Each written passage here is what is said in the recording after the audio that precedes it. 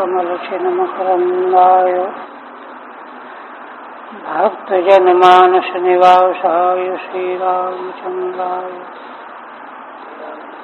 वागीशाय यस्य वदने लक्ष्मीर्यस्य च वक्षसि यस्यास्ते हृदये संवित्तं सिंहमहं भजे। विश्वसर्ग विसर्गादि नवलक्षणलक्षितम् श्रीकृष्णाख्यं परं धाम जगद्धाम नमामि तत्।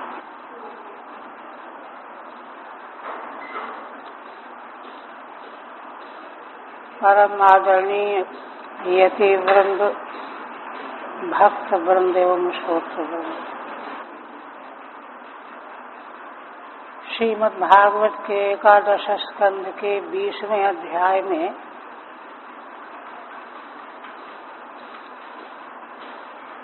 श्री भगवान के द्वारा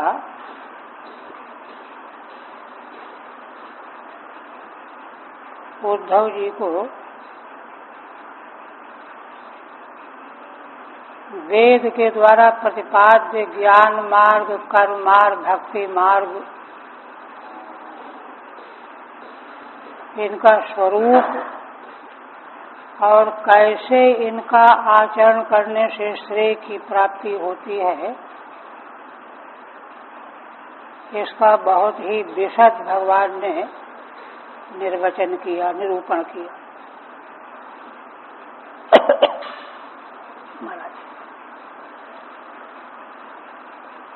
कर्मयोग को बताया कि निष्काम कर्मयोग के माध्यम से लोक लोकांतर में वैराग्य पूर्वक तत्व ज्ञान की प्राप्ति होती है और पूर्ण वैराग्य होने पर ही वह ज्ञान मार्ग का अधिकारी बनता है। अथवा जन्मांतर के प्रभाव से उसके हृदय में भगवान की मंगलमयी लीला कथाओं के प्रति श्रद्धा जागृत होती है और वह भगवान के लीला चरित्रों को सुनते सुनते भगवान के प्रति प्रेम में पूर्ण हो जाता है।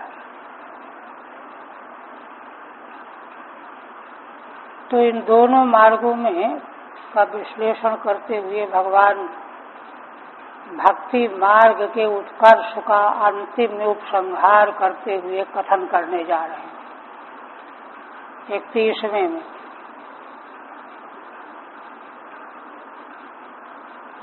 तस्मान् मद्भक्त युक्तस्य योगिनो वै मदात्मनः न ज्ञानम न च वैराग्यम प्रायः श्रेयो भवेदिह। श्री भगवान कहते हैं कि मेरी भक्ति से युक्त जो योगी है, जिसका चित्त मुझ में पूरी तरह से लगा हुआ है,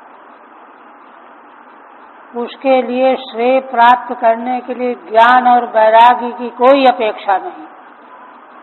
न ज्ञानम न च वैराग्यम, उसको तो भक्ति योग से ही श्रेय प्राप्त हो जाता है। आगे इसी को, यहाँ तक हुआ था, इसी को भगवान स्पष्ट करते हुए कहते हैं कि ऐसा क्यों होता है। तो कहते हैं यत् कर्म भीर यत् तपसा ज्ञान वैराग्य तस्य यत् योगेन दान धर्मेण श्रेयो भी इतरैरपि। भगवान कहते हैं कि जो कर्म का आचरण करने से, तपस्या करने से, ज्ञान वैराग्य की प्राप्ति करने से जो जो प्राप्त होता है साधकों को, योग विद्या के मार्ग पर चलने पर, अष्टांग योग का साधन करने से, दान रूप धर्म से, और इतना ही नहीं इतरैः अपि श्रेयो भी, दूसरे जो श्रेय के मार्ग बताए गए हैं शास्त्रों में, उनके द्वारा भी जो जो फल व्यक्ति को प्राप्त होता है, परिणाम प्राप्त होता है,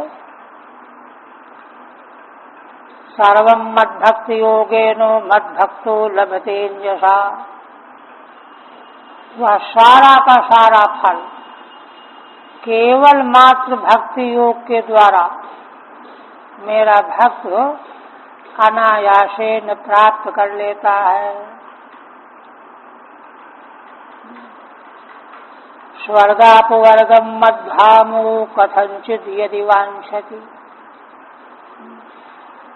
देखिए, पीछे के बताए गए साधनों से भी जो नहीं मिलने वाला,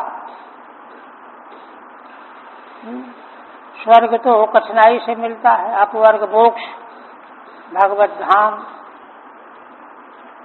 ये सामान्य साधनों से प्राप्त होने वाले फल नहीं, किंतु इनको भी मेरा भक्त अंजसा अनायासेन प्राप्त कर लेता है।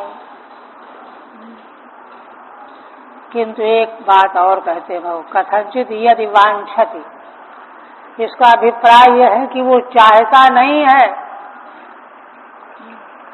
अगर उसके मन में कदाचित वांछा आ जाए तो सब प्राप्त कर लेता है, किंतु वह चाहता बिल्कुल भी नहीं है। इतनी बड़ी महिमा जो है भगवान व्यक्त कर रहे हैं। टीका में देखिए, तत्र हेतु, भक्ति की महिमा का हेतु कारण क्या है? यत् कर्म विधि इत्यादि, माने कर्मकांड के द्वारा, तपस्या के द्वारा, ज्ञान वैराग्य के द्वारा, योग के द्वारा, है ना, इतर अनेक प्रकार के साधनों के द्वारा, इतरैरपि तीर्थ यात्रा व्रतादि भी, इतर में तीर्थ यात्रा करना, व्रत करना, उपवास करना, श्रेय साधनैर, श्रेय के जितने साधन बताए गए हैं,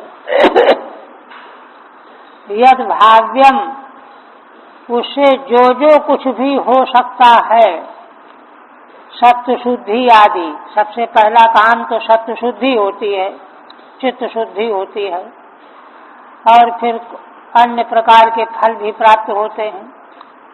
तत्सर्वम अंजसा अनायासेनैव, वह सारा फल अनायासेन ही मेरा भक्त प्राप्त कर लेता है। स्वर्गम अपवर्गम मध्याम वैकुंठम च लभते, स्वर्ग मोक्ष और मेरा धाम वैकुंठ भी प्राप्त ही कर लेता है। किंतु वांछा तो नास्ति इत्युक्तम, किंतु मेरे भक्त के मन में कोई वांछा नहीं रहती, इसीलिए यदि वांछति का प्रयोग है। यदि वांछति, श्रीमद् भागवत के द्वितीय स्कंध के तृतीय स्कंध में भी, द्वितीय में भी, तृतीय में, इन लोकांतर के विशेष फलों की प्राप्ति के संबंध में भगवान सुखदेव जी कहते हैं कि यदि उसके मन में भूल करके भी हम मन में आ जाए, वासना आ जाए कि ब्रह्मा जी अपने लोक में भला कैसे रहते होंगे, देखना चाहिए, केवल इसकी एक रेखा बन जाए तो सद्य मोक्ष नहीं मिलेगा उसको। फिर तो जो है वह ब्रह्मलोक प्राप्त करेगा, पहले वहां देखेगा सब कुछ, इसके बाद मोक्ष प्राप्त करेगा, क्रम मुक्ति मिलेगी। तो इसलिए यदि वांछा कथनचित उसके मन में आ गई, भक्त के मन में, तो ये सारे के सारे फल अनायासेन उसको उपलब्ध हो जाते हैं। किंतु उसकी विशेषता सबसे बड़ी यही है कि उसके मन में कोई आकांक्षा नहीं होती।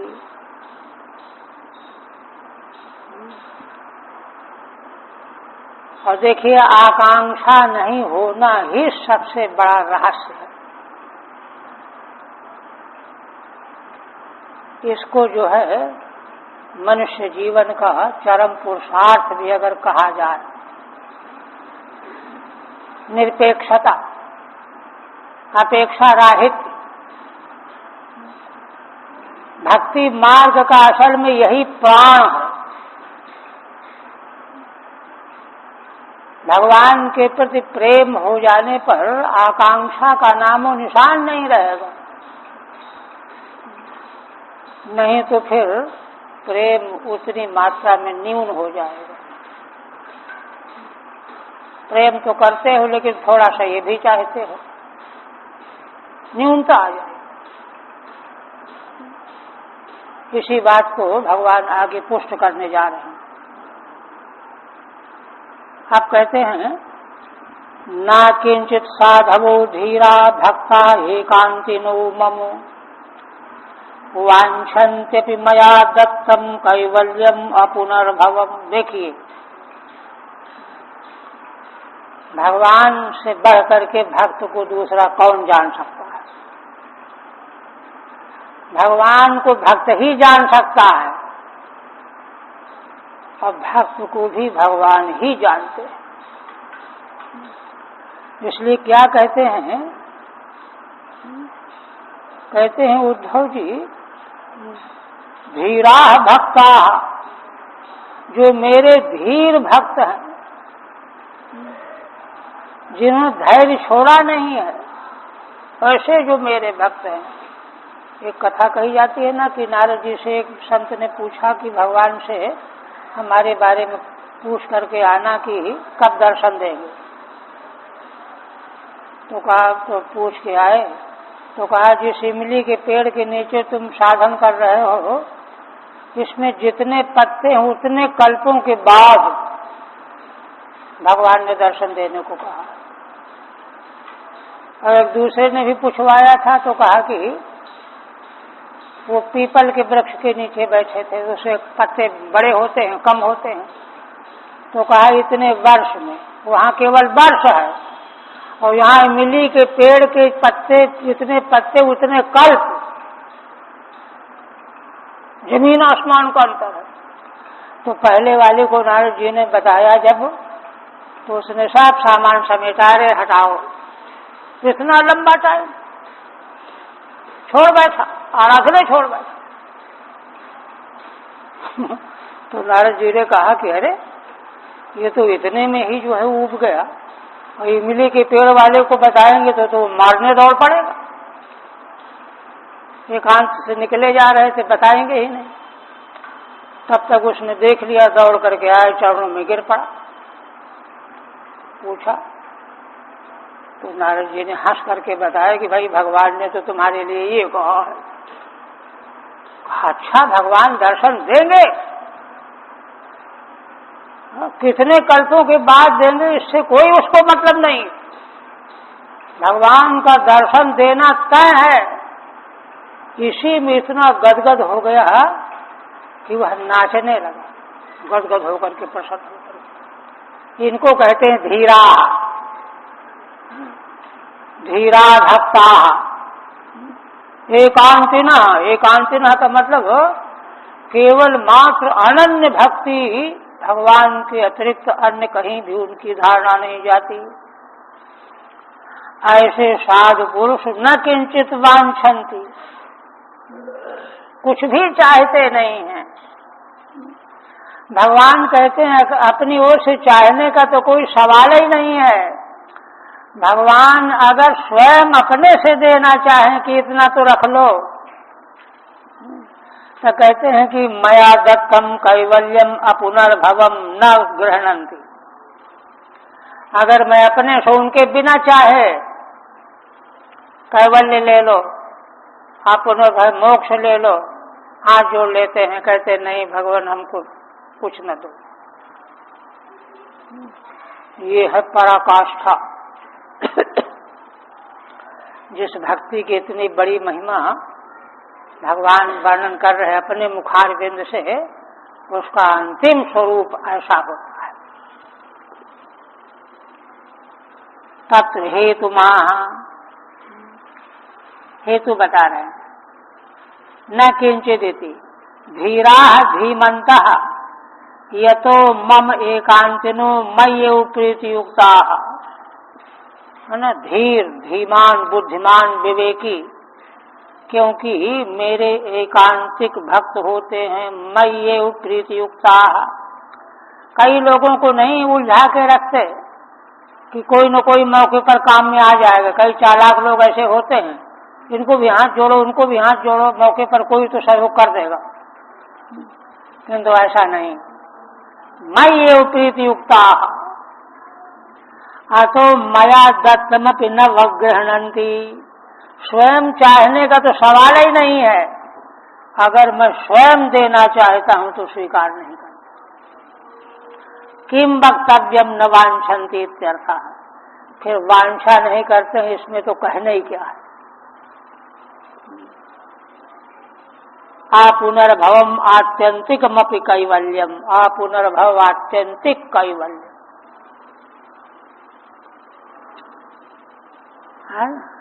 तो ये बता करके भगवान इसका जो परम सार रहस्य है, सर्वस्व है, वह कहते हैं। क्या कहते हैं? नैरपेक्षम परम प्राहु निशेषम अनल्पकम तस्मान् निराशिषो भक्तिर्निरपेक्षस्य में भवेत्। भगवान कहते हैं कि नैरपेक्ष है ना, अपेक्षा जिसके भीतर से पूरी तरह से निकल गई है। निरपेक्षस्य भावः कर्म व नैरपेक्ष्यम, अपेक्षा राहित्यम,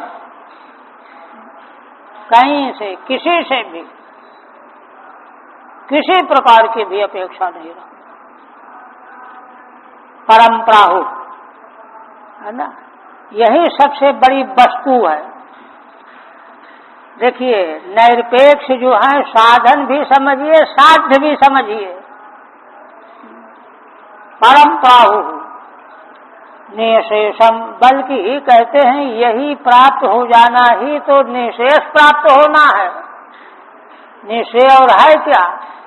देखिए, निशेष से जब तक दूर रहता है जीवात्मा, तब तक इससे उससे यहाँ वहाँ कुछ न कुछ चाह बनाई रखता है। भगवान कृपा कर देंगे, देवता कृपा कर देंगे, मनुष्य कृपा कर देगा। ये इसलिए निरपेक्ष जो है परम निश्चय यही है। अनल्पकम, अनल्पकम का मतलब यह सबसे महत्वपूर्ण वस्तु, छोटी चीज नहीं है। तस्मान् निराशिषो भक्ति ही निरपेक्षस्य में भवेत्। भगवान कहते हैं इसीलिए जो सर्वथा निरपेक्ष है,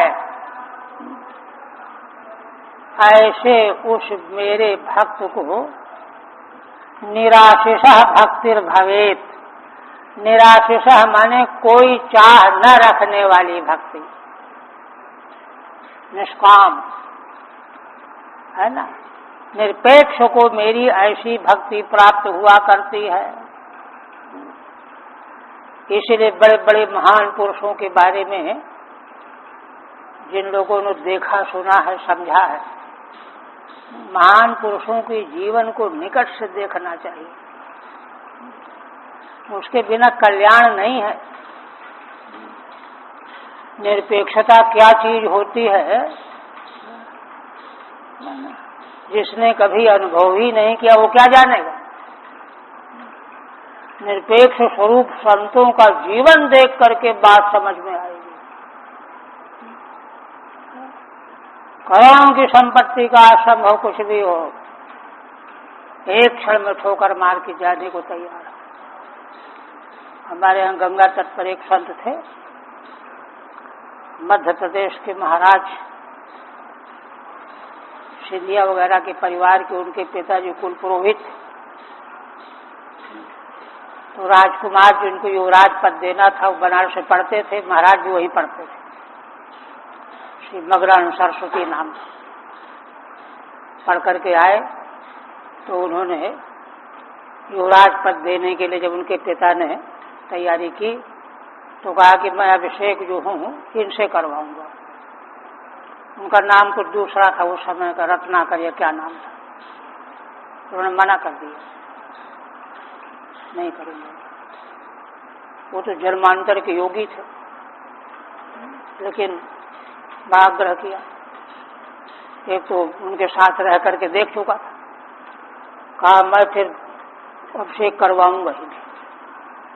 अब उनके पिताजी को बुला करके बड़ा आग्रह किया कि देखिए वो पुरोहित थे।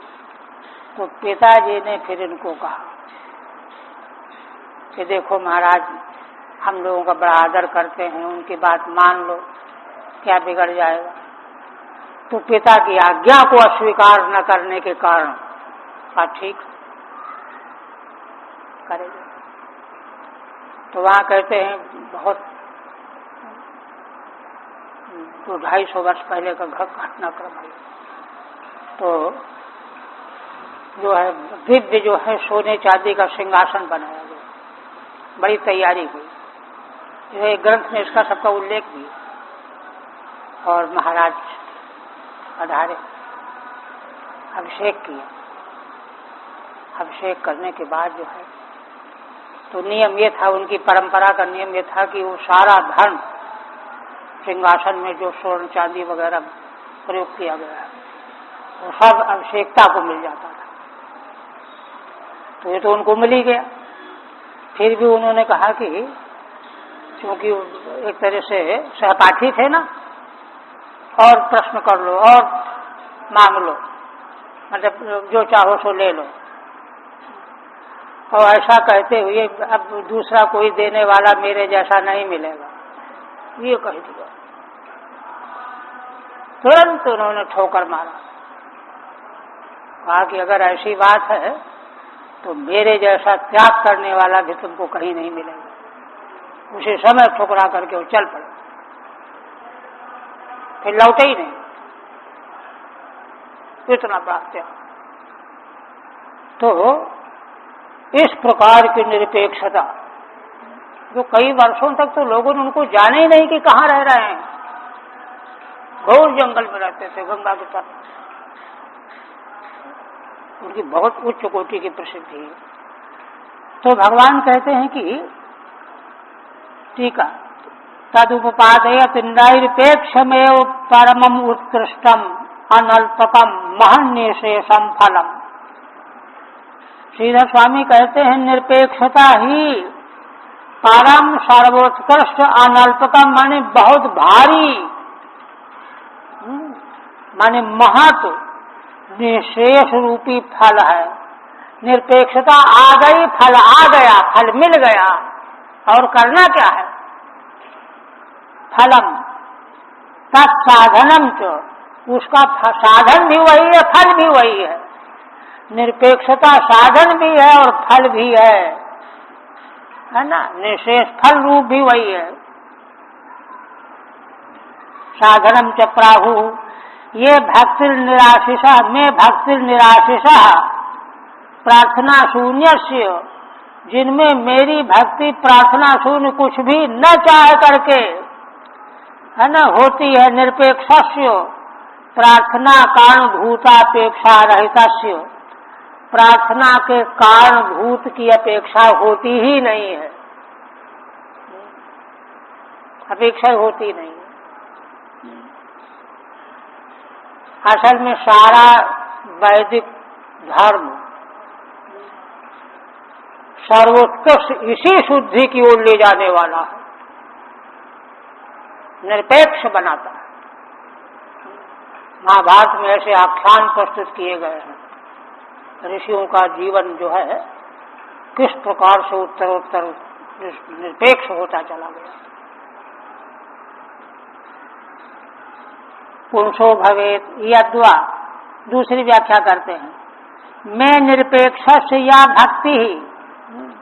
कहते हैं देखो, है ना, देवताओं की भक्ति आसान है, क्योंकि देवता चाहते हैं कि अच्छा है ये हमारी सेवा करेगा, हमको हवन करेगा, खिलाएगा पिलाएगा, तो नहीं चाहते कि ज्ञान के मार्ग में जाए, तो उनकी भक्ति करने में ज्यादा मुसीबत नहीं होती, वो अवसर देते हैं, उसको सुविधा प्रदान करते हैं। किंतु भगवान निरपेक्ष होते, भगवान को कुछ चाहिए नहीं, तो कहते मैं निरपेक्ष से या भक्ति ही सा निराशिषो भवेदित्यर्था। निरपेक्ष मुझ परमात्मा की भक्ति वही कर पावेगा जिसको कुछ भी नहीं चाहिए। अगर कुछ चाहने वाला है तो औरों के पास जाएगा, इनसे मिलेगा, इनसे मिलेगा, इनसे मिलेगा। भगवान ने कहा है ना कि जिस पर मैं प्रसन्न होता हूं पहले उसका धन छीन लेता हूं। अब ये लो, तो धन चाहने वाला उनकी भक्ति कैसे करेगा? प्रसन्न होकर के जब भगवान धन ही छीन लेते हैं तो धन चाहने वाला भक्ति कैसे करेगा? फिर कहते हैं न मयि एकांत भक्तानां गुण दोषोद्भवा गुणाः साधूनां समचित्तानां बुद्धे परमुपेयुषाम्। देखिए, ये उत्तर भगवान ने इसलिए देना आरंभ किया था, है ना, गुण दोष दृशिर्दोष गुणस्तु भय वर्जिता। इसी के संबंध में जो प्रश्न उठाया गया था विस्तार से, उसका समाधान है। यह अवस्था इस प्रकार से आती है, ऐसा जो निरपेक्ष मेरा भक्त है उसमें गुण दोष दृष्टि का अत्यंत अभाव हो जाता है। इसलिए न मयि एकांत भक्तानां गुण दोषोद्भवा गुणा। गुण और दोष के देखने से गुण होते हैं, है ना। कर्मयोगी के लिए यही तो है, ये ठीक है, ये ठीक नहीं है, इसलिए ये करो, ये न करो। उससे क्या होगा? उसका अर्थ बढ़ेगा, है ना, उसमें विशेषता आएगी, गुण बढ़ेंगे, है ना। साधु नाम समचित्ता नाम बुद्धे परमुपेयुषाम। उनको इसकी कोई अपेक्षा ही नहीं होती, कोई गुण उनको बढ़ाने की कोई अपेक्षा ही नहीं है ना। इन सब साधनों से जो अंतिम वस्तु प्राप्त की जाती है वही जब उनको प्राप्त हो गई है तो इन साधनों को लेकर के वे क्या गुण की वृद्धि करेंगे। साधु नाम समचित्ता नाम बुद्धे परमुपेयुषाम। क्योंकि साधु पुरुष तो समान चित्त वाले होते हैं, उनके लिए न गुण का ज्ञान न दोष का ज्ञान। क्यों? क्योंकि गुण दोष की वृत्ति जो है बुद्धि के भीतर के क्षेत्र की चीज है, और वे तो बुद्धे परमुपेयुषाम, बुद्धि से परे पहुंच चुके हैं। बुद्धि की जहाँ पहुंच ही नहीं है वहां पहुंच चुके हैं, इसलिए उनको नीचे स्तर का कोई पता ही नहीं रहता। वहां जो है गुणस्तु भय वर्जिता, ये अवस्था है। ठीक है। अनेन प्रकार सिद्धानाम न गुण दोषा हेतु।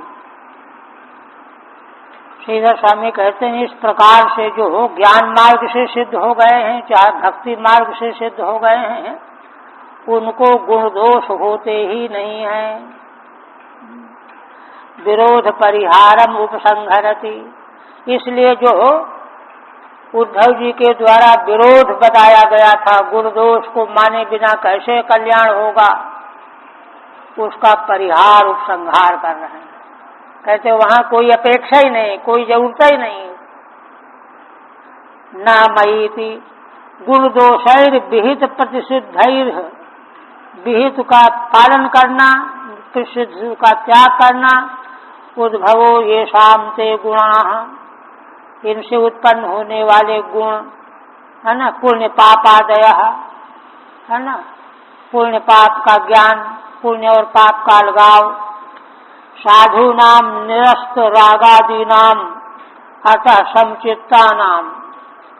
जो साधु पुरुष हैं उनमें राग आदि रहित हो गए हैं, समान चित्त वाले हो गए हैं। अतएव बुद्धे परम ईश्वरम प्राप्ता नाम, बुद्धि से परे ईश्वर को प्राप्त हो चुके हैं, उनमें गुण दोष का कोई प्रसंग ही नहीं है। गुणस्तु भय वर्जित के पात्र वे हैं। फिर कहते हैं एवमेतान् मया दृष्टान् अनुतिष्ठन्ति मे पथः क्षेमं विन्दन्ति मत्स्थानं यद ब्रह्म परमं विदुः। भगवान कहते हैं कि देखो उद्धव जी, इस प्रकार से जिनका मैंने वेद में उपदेश किया है, ज्ञान योग, भक्ति योग, कर्म योग, ये जो मेरे द्वारा उपदेश किए गए मार्ग हैं, इनका जो अनुष्ठान नहीं करते, अनुतिष्ठन्ति मे पथः, जो अनुष्ठान करते हैं पहले, क्षेमं विन्दन्ति मत स्थानम, तो वे परम क्षेम कल्याण रूप मेरे स्थान को प्राप्त हो जाते हैं, जहाँ गुण दोष की कोई कथा नहीं रह जाती। यद ब्रह्म परमं विदुः, क्यों? क्योंकि वे इसी को ज्ञानी लोग परम ब्रह्म के रूप में जानते हैं, वही मेरा कल्याणकारक स्थान है। टीका में कहते काम कर्म निष्ठाम निंदिष्यन, आगे जो काम कर्म करने वाले हैं अग्रिम अध्याय में जिसका वर्णन आ रहा है, उनकी निंदा करते हुए मुक्ति मार्गान उपसंहरति, मुक्ति के जो 3 मार्ग अभी इस अध्याय में बताए गए 20वें अध्याय में, उनका उपसंहार करते हैं। एवमिति मैं पथो मत प्राप्ति पायान ये अनुतिष्ठन्ति, मेरी प्राप्ति के ये तीनों उपाय हैं, इनका जो अनुष्ठान करते हैं। ते क्षेमम काल माया विरहितम, काल माया के प्रभाव से रहित परम क्षेम को, जो मेरा ही धाम है, मम लोकम विन्दन्ति, उसको प्राप्त कर लेते हैं। यत् परमं ब्रह्म तच्च विदुः, और जिसको परम ब्रह्म कहा जाता है उसको भी वे जान लेते हैं।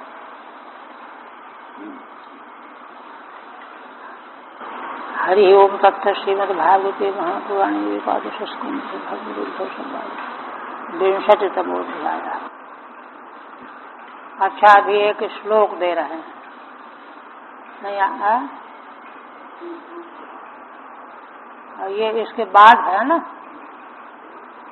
62तमोऽध्याय के बाद। देखिए, अब अग्रिम 21वां अध्याय जो इससे संबंधित है, उसको आरंभ के पूर्व में श्रीधर स्वामी मंगलाचरण कर रहे हैं, क्योंकि मंगलादीन मंगल मध्यानि मंगलांतानि जो शास्त्राणि प्रथन्ते, वे शास्त्र जो हैं प्रसिद्धि को प्राप्त होते, जिनके आदि में, मध्य में, अंत में मंगल किया हुआ होता है। तो यह तो अलग प्रकरण ही है, 11वां स्कंध है ना, एक तरह से मध्य का मंगलाचरण हो गया। जयति स्वपरानंद परानंद नृकेशरी, यत्कृपा लवलेशेन श्रीधर सत्कृति कृति। देखिए, श्रीधर स्वामी कहते हैं कि वे भगवान नृकेशरी, नृसिंह भगवान के उपासक थे श्रीधर स्वामी। स्वपरानंद, स्व माने जो अपने भक्त जन हैं उनको परम आनंद देने वाले भगवान परानंद नृकेशरी, है ना, जो स्वयं परमानंद स्वरूप हैं और नृसिंह भगवान के रूप में प्रकाशित हुए हैं। कर्मधारय समास है। परानंदश्चासौ नृकेशरी च इति परानंद नृकेशरी, परमानंद स्वरूप ही जो भगवान नृसिंह हैं, जो कैसे हैं स्व माने दूसरी व्याख्या, स्व माने अपने भक्तों को और पर माने औरों को भी जो आनंदित करने वाले हैं, है ना। भगवान का दर्शन करके दुष्ट लोग भी आनंद प्राप्त करते हैं। ऐसे भगवान सर्वत्र विजय प्राप्त करने वाले हों। यत् कृपा लवलेशेन, जिन भगवान की कृपा के लवलेश से, एक कणिका से, लेश माने छोटा टुकड़ा, कृपा के लवलेश से श्रीधर सत्कृति कृति, श्रीधर स्वामी जो व्याख्या रचना करने वाले हैं, है ना, उत्तम प्रकार की कृति करके कृति रूप में प्रसिद्ध हो गए, व्याख्याता रूप में नाम हो गया। उच्च प्रकार की उत्तम कृति जिन भगवान के कृपा लेश से, है ना, विधिवत संपन्न करके श्रीधर जैसा व्यक्ति संसार में सत्कृति रूप में प्रसिद्ध हो गया। भाई बड़ी अच्छी रचना की है इन्होंने, है ना। तो मेरा अपना कुछ नहीं है, ये भगवान की कृपा के लेश से मुझको यह सफलता मिली है। भगवान का हो जो है उनका, है ना, महत्व प्रकट कर रहे हैं। इसके बाद फिर एक बात और कहते हैं, है ना, आगे 21वें अध्याय में जो विवेचन प्रस्तुत होने जा रहा है वह कर्म का रहस्य, और गहना कर्म गति, कर्म की गति बहुत गहन है, भगवान ने गीता में कहा। उसकी व्याख्या आगे करना है। तो क्या कहते हैं, ईक्षन्ताम इच्छया संतः क्षमन्ताम मम साहसम। जो संत जन हैं संसार के, इच्छया अपनी इच्छा से अवलोकन करें, और जहाँ कहीं मेरी व्याख्या में न्यूनता त्रुटि अशुद्धि मालूम पड़े तो उसको देख करके क्षमा कर दें, हाँ। और यह भी क्षमा कर दें कि मुझ जैसे व्यक्ति को इतना बड़ा काम हाथ में लेना नहीं चाहिए था, है ना। मैंने साहस का काम किया है तो मेरे साहस को वे क्षमा कर दें। क्षमन्ताम मम साहसम मया ही स्वीय बोधायो कृत में तन्न संशय सर्वतः। कहते हैं कि मैंने जो अपनी कमजोरी बता रहे हैं कि मैंने जो इसकी व्याख्या विवेचना की है अपने बोध को परिष्कृत करने के लिए की। स्वीय बोधा कृतम में तन्न सर्वतः, ये सब लोगों के योग्य कृति मेरी होगी ये मुझे नहीं था। बड़े बड़े विद्वान पड़े हुए हैं, अपने आप समझ लेंगे। मैंने तो जो है अपने को अपने बोध को प्रांजल करने के लिए, निर्मल करने के लिए यह चेष्टा की है। इसलिए कहीं भूल चूक हुई हो तो संत लोग, क्योंकि निरीक्षीर विवेकी होते हैं, मेरे साहस को क्षमा करेंगे। ये भाव भगवान की भक्ति की महिमा का प्रतिपादन करने के बाद ये भाव व्यक्त किया श्रीधर स्वामी। अब इस अग्रिम अध्याय में क्या आ रहा है, एक विंशे क्रिया ज्ञान भक्तिषु अनधिकारिणाम कामिनाम द्रव्य देशादि गुण दोषा प्रपंचिता।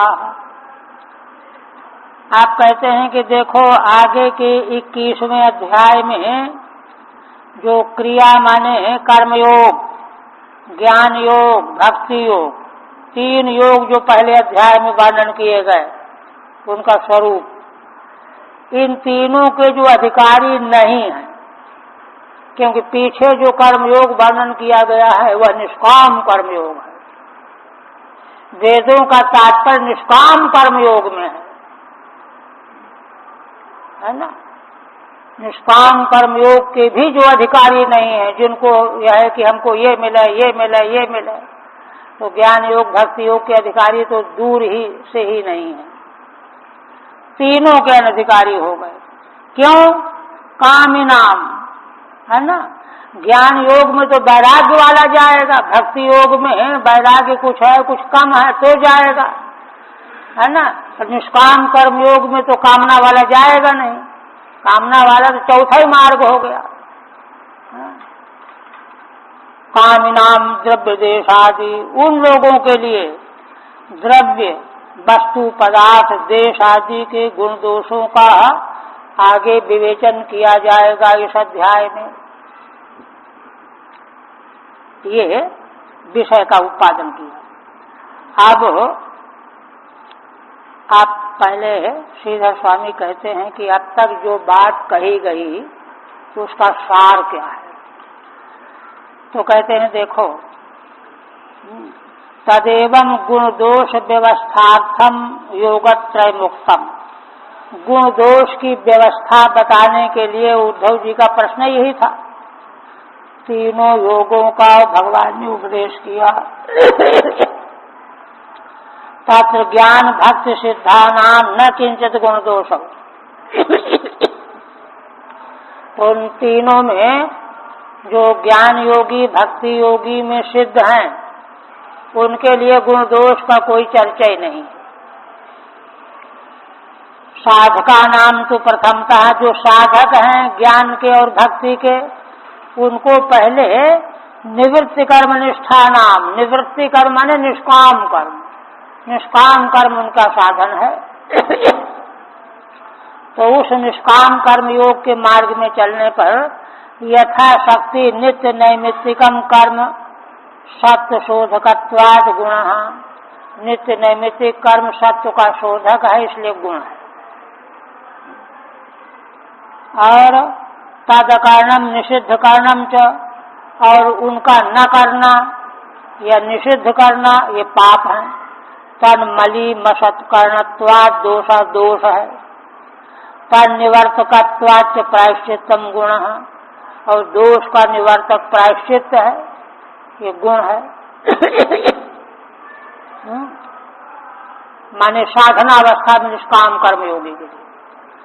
किंतु विशुद्ध सत्वानाम तु ज्ञान निष्ठानाम ज्ञानाभ्यास सिद्ध हेतुत्वात् गुण, जिनका सत्य शुद्ध हो गया है वे तो ज्ञान निष्ठ हो गए हैं, उनको ज्ञान का अभ्यास ही सिद्धि का हेतु है, गुण है। ज्ञान का अभ्यास करो। भक्ति निष्ठा नाम पुनः, जो भक्ति निष्ठ हैं उनको श्रवण कीर्तनाद भक्ति रेव गुण, श्रवण कीर्तन भक्ति करो, ये गुण है। तद विरुद्धम सर्वम उभयसाम दोषः, इससे विरुद्ध भक्ति योग वाले के लिए भी दोष है और ज्ञान योगी के लिए भी दोष है। यह बात अब तक कही गई पहले अध्याय में। आगे क्या कहना है? इदानीम ये तु न सिद्धा नापि साधका, अब तो जो न सिद्ध हैं और न साधक हैं, सिद्ध साधक तीन योग में आ गए। किंतु केवलम काम कर्म प्रधाना, केवल कामना वाले कर्म करने वाले हैं। तेषाम सकल गुण दोषान प्रपंचयुष्यन, उन्हीं लोगों के लिए सारे गुण दोषों का विस्तार से उपवादन करने के लिए तानत बहिर्मुखान निंदति, है न, यह प्रतिपादन करने के लिए जो कामना वाले लोग हैं अत्यंत बहिर्मुखी हैं। उनकी निंदा तो मानव जीवन प्राप्त करके जो है ना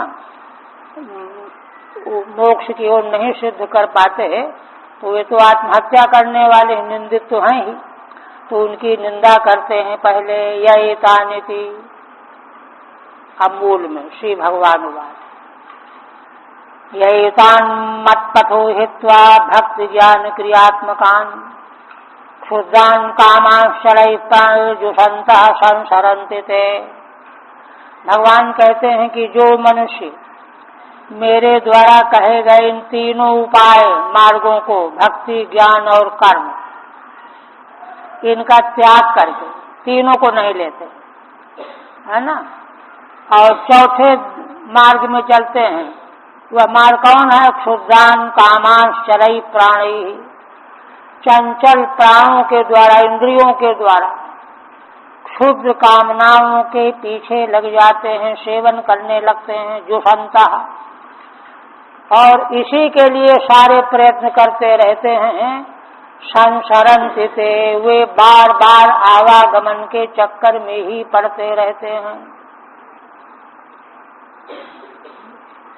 ठीक है, ये तानी थी मत पथो मदुक्त मार्गान, है ना, मेरे द्वारा कहे गए पीछे अध्याय में तीनों मार्ग, उनको त्याग करके क्षुद्रांश तुच्छांश चलई अस्थिरई प्राणी, क्षुद्र कामनाओं को, भोगों को, अत्यंत चंचल अस्थिर प्राणों के द्वारा, देह वायु भी, प्राण ही तो देह को बचाए रखता है, प्राणवायु, अथवा प्राण शब्द का अर्थ इंद्रिय भी अर्थ होता है, इंद्रियर्वा, जो संतः सेवन करने में लगे रहते हैं, सेवमाना भवन्ति ते संसरन्ति, वे बार बार संसार में आवागमन में पड़े रहते हैं।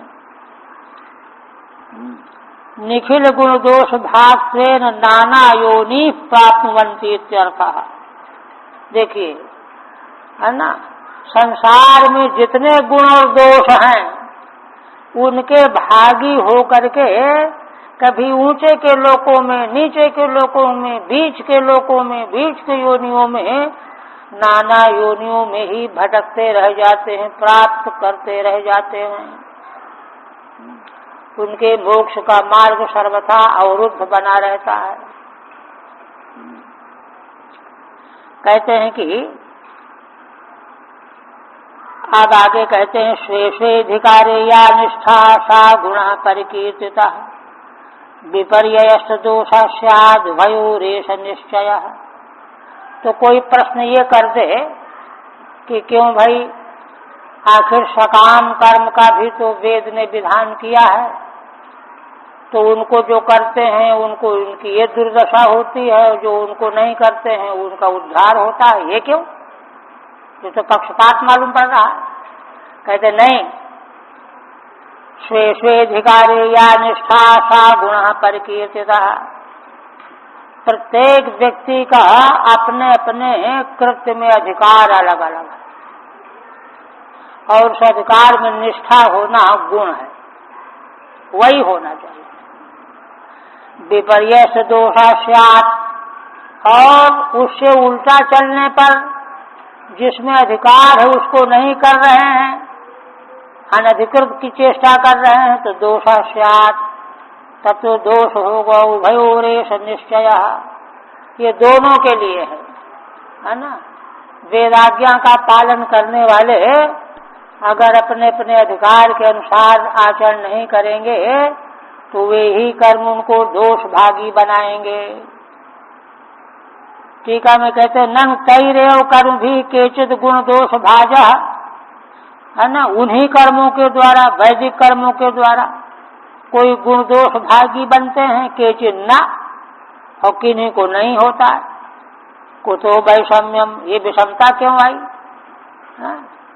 नहीं अग्निना केचित तप्यन्ते केचित नैत संभवति, है ना, अग्नि किसी को तपावे और किसी को न तपावे, ऐसा तो संभव नहीं है ना। तत्राह, इस पर कहते हैं कि नहीं, स्वे स्वे अधिकार भेदेन कल्पितौ गुण दोषौ न वस्तु निष्ठा विधि भाव। असल में गुण दोष दोनों अधिकार भेद से निरूपित किए गए हैं, कल्पित किए गए हैं, स्थापना की गई है इनकी। गुण दोष किसी वस्तु में नहीं है, उस वस्तु के संबंध में अधिकार अनधिकार का जो विधान किया गया है उसके मानने न मानने में गुण दोष है। वस्तुनिष्ठ गुण दोष नहीं है।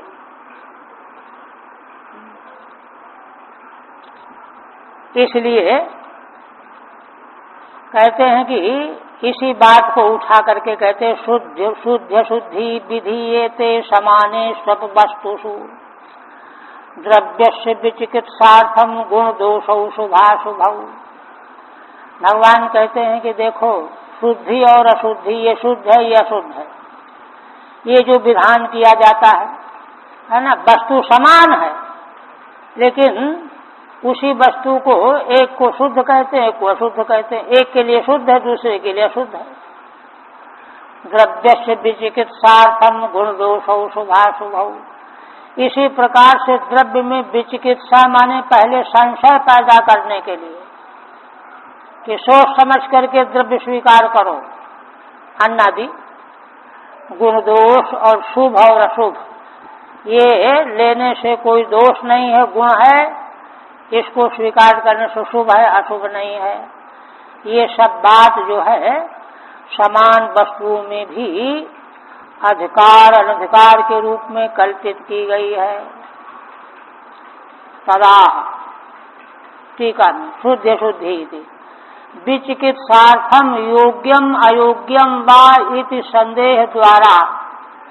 देखो भाई ये हमारे योग्य है कि नहीं है, ये पहले संदेह हो, तभी तो कोई घटना घटती है तो फौरन पहुंचते भाई ज्योतिषाचार्य से पूछो ये काम किस समय किया जाए, कौन सा तिथि, कौन सा दिन, कौन सा समय, संदेह पहले पैदा कराया जाए। योग्यम अयोग्यम वायु संदेह द्वारा स्वाभाविक प्रवृत्ति प्रतिबंधार्थम। ऐसा क्यों किया वेद ने? कहते हैं देखो जो आंख मूंद करके है ना, भूख लग गई तो चाहे जो कुछ मिला खा लिया, विचार ही नहीं है, तो स्वाभाविक प्रवृत्ति को प्रतिबंधित करने के लिए ये नियम बनाए गए। नियम है, नियम में रुकावट दी जाती है। तत्र शुद्ध शुद्धि योग्यत्वा योग्यत्वे। शुद्ध योग्य को कहेंगे, अशुद्ध जो अयोग्य है हमारे लायक नहीं है। गुण दोषौ, इसको ग्रहण करने से गुण है, इसको ग्रहण करने से दोष है। तम निमित्तोपादेयत्वानुपादेयत्वे। ये क्या है? गुण तो है उपादेयता और दोष है अनुपादेयत्व।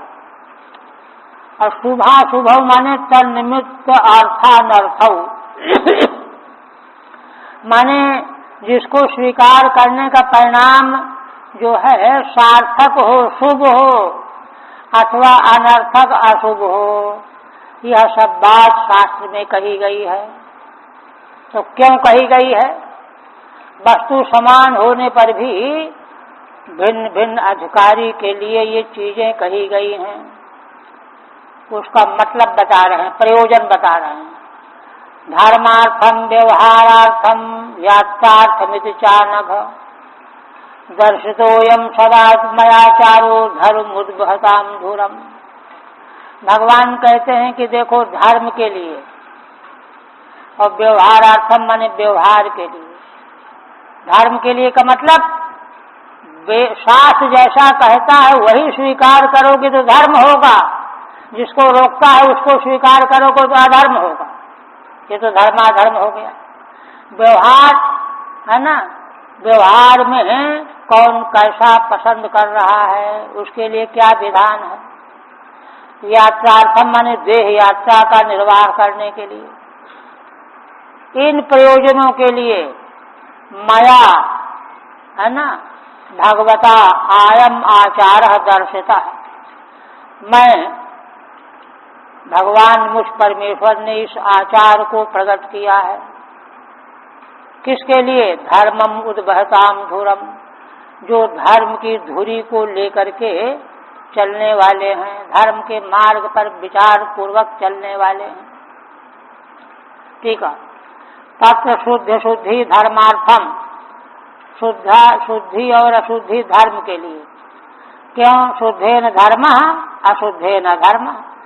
शुद्ध से धर्म होगा, अशुद्ध से अधर्म होगा।